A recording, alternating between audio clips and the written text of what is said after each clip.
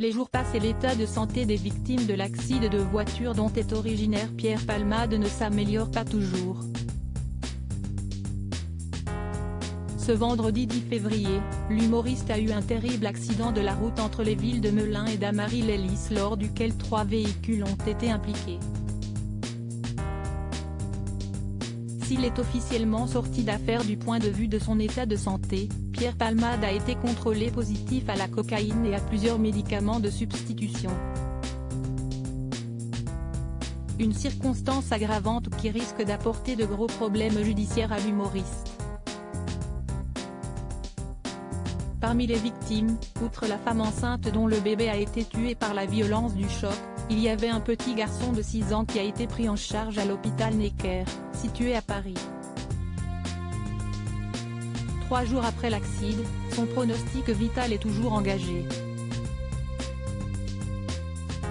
Ce lundi 13 février, la porte-parole du ministère de l'Intérieur Camille Chayz est revenue sur cette affaire dans une interview accordée à France Info.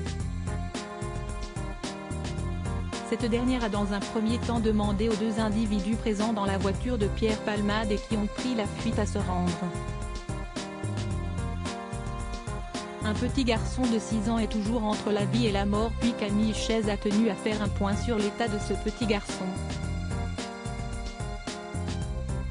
Les victimes ont été héliportées très rapidement dans différents hôpitaux parisiens. Et je crois savoir que l'enfant est toujours dans un état très grave, son pronostic vital reste encore engagé, a-t-elle confié. Quelques heures plus tard, nos confrères de BFM TV ont également donné quelques informations par rapport à cette jeune victime.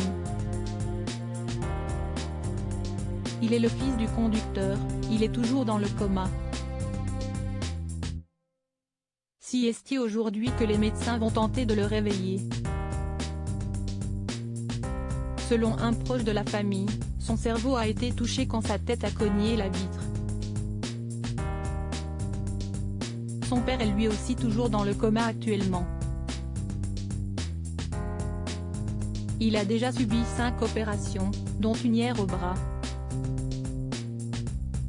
Concernant la passagère, belle-sœur du conducteur et tante de l'enfant de 6 ans, elle était enceinte de 7 mois.